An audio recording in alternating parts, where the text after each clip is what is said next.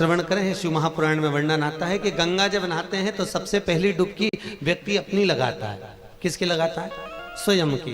दूसरी डुबकी लगाता है अपनी धर्मपत्नी, अपने बच्चों की, जिसकी भी उसको लगाना है। और तीसरी जो डुबकी लगाता है वो ये भाव से लगाता है कि जो हमारे पूर्वज जहां भी विराजमान हो, चाहे वो जिस रूप में घूम रहे हो, चाहे वो जिस जगह पर बैठे हो, हमारी तीसरी डुबकी जब लगे तो उसको उसका फल प्राप्त हो जाए। तीसरी डुबकी लगाते समय वो उसको समर्पित करता है, वो उसको दे देता है। और यही भाव हमारे बीच में भी है। हम तो स्वयं श्रवण करने के लिए आए हैं, साथ में तो अपने पूर्वजों को भी लेकर आए हैं कि वो भी श्रवण करें और वो भी आनंद पावे और वो भी रस का पान करें।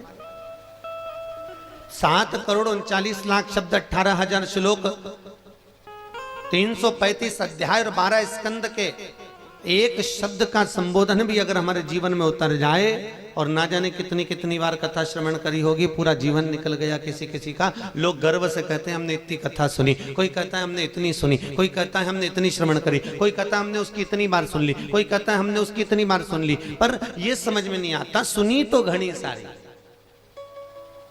पर धारण कितनी करी।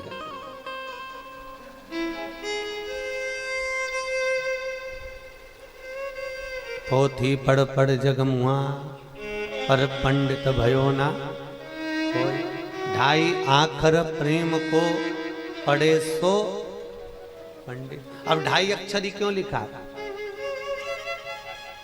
क्योंकि 2.5 अक्षर की महिमा प्यारी, महिमा अपरंपार है। जो लेगा कृष्ण नाम वो भव सागर से। 2.5 अक्षर कौन सा है? कृष्ण, मात्र 2.5 अक्षर का। अब वो प्रेममय अक्षर है।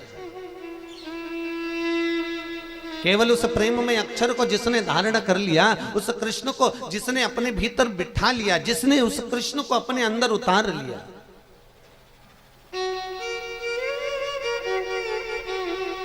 फिर कृष्ण उसका हो गया। सुदामा जी कितने ठाठ से आए थे, दरवाजे पर आए, आवाज लगाई। यही द्वारका नगरी में आकर द्वारपालों के दरवाजे पर पहुंचकर आवाज लगाकर सुदामा जी ने कहा था कि जाकर मेरे मित्र को कह दो, मेरे कृष्ण को कह दो। तो द्वारपालों ने कहा तुम्हारा लगता कौन है? कौन है वो तुम्हारा? पैसे वाले को देखकर ना जाने कितने रिश्तेदार बन जाते हैं। चलो यहां से बाहर निकलो। नहीं नहीं नहीं, वो मेरा अपना है, उसको जाकर बोलो। तो कई लोग कहते हैं महाराज जी हम इतना पुण्य करते हैं, हम इतना दान करते हैं, हम इतना भजन करते हैं, हम इतना कीर्तन करते हैं, हम इतना नाम जाप करते हैं, उसके बाद भी दुख हमको ही क्यों आता है? हमारा वो पुण्य कहां जाता है?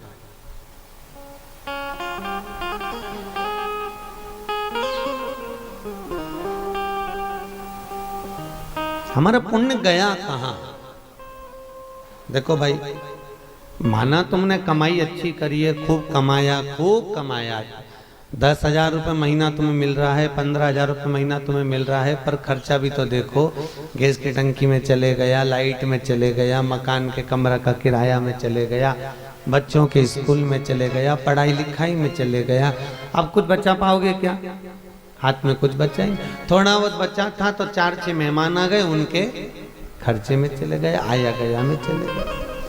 भले कमाई 15,000 रुपये महीने की हो रही है, भले कमाई 10,000 रुपये महीने की हो रही है, पर खर्चा देखो कि कितना हो रहा है। उसी तरह हमारा पुण्य, हमने दान खूब करा, हमने भजन खूब करा, हम द्वारका भी गए, हम सत्कर्म करने भी गए, हमने गोमाता को रोटी भी दी, हमने चिड़ियाओं को दाना भी दिया, हमने मछली को दाना भी प्रदान करा, हमने चींटी के लिए अन्न भाग भी दिया, हमने खूब दान, खूब भजन, खूब पुण्य, खूब सत्कर्म करा। हमने जितना बन सकता था उतना ज्यादा से ज्यादा करा। हमने पुण्य तो बहुत कमाया, पर खर्चा भी तो बहुत हुआ। हमने किसी के लिए अपशब्द बोल दिया, खर्च हो गया। हमने किसी को गलत दृष्टि से